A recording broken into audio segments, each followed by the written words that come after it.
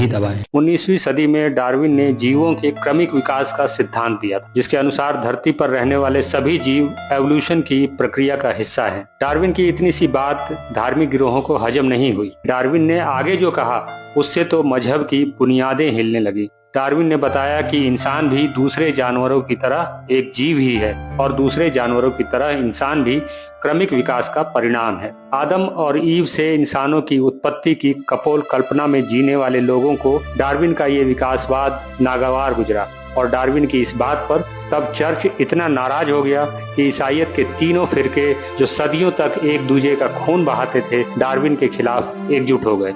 इतना ही नहीं, दूसरे तमाम धर्मों ने भी डार्विन की इस खोज को धर्म विरोधी करार दे दिया। डार्विन ने दूसरे जीवों पर अध्ययन के बाद ये अनुमान लगाया था कि इंसान भी कुदरत की इस इर्तिका का हिस्सा है। समय में लाखों साल पीछे जाने पर इंसान और चिंपैंजी के पूर्वज एक ही रहे होंगे। इंसानों को लेकर डार्विन का ये अनुमान दूसरे जीवों पर उनकी गहन रिसर्च का नतीजा था। इसके बावजूद डार्विन के पास इंसान के एवोल्यूशन को ठीक से समझाने का तब कोई ठोस सबूत नहीं था। इसलिए धार्मिक गिरोह उनके खिलाफ प्रोपेगेंडा फैलाते रहे और डार्विन के खिलाफ फैलाया जा रहा ये प्रोपेगेंडा आज भी बदस्तूर जारी है। एवोल्यूशन का जो सिद्धांत डार्विन ने दिया था वो दुनिया की स्थापित मान्यताओं को ध्वस्त करने के लिए काफी था। इसलिए चर्च के साथ ही दूसरे मजहबी गिरोहों के लिए भी ये जरूरी था कि वो डार्विन की इस खोज को गलत साबित करें। इसके लिए कई फेक साइंटिस्टों को काम पर लगाया गया और डार्विन के खिलाफ हजारों किताबें लिखी गईं। लेकिन धार्मिक गिरोहों के इन षड्यंत्रों से बेपरवाह कई शोधकर्ता ऐसे भी थे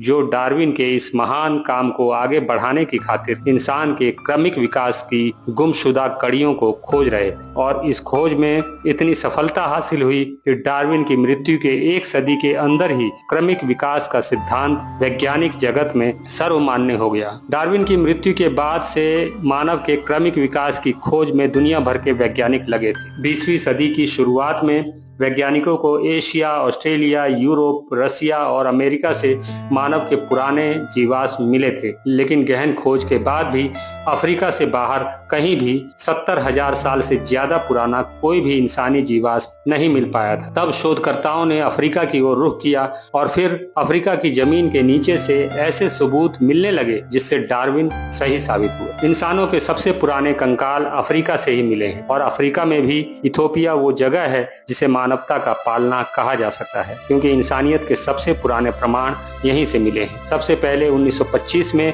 दक्षिण अफ्रीका की तुआंग घाटी में एक छोटे बच्चे की खोपड़ी की खोज हुई थी। इसे खोजने वाले मानव विज्ञानी थे रेमंड डार्ट। रिसर्च से पता चला कि ये खोपड़ी तकरीबन 22 लाख साल पुरानी थी और ये जिस प्रजाति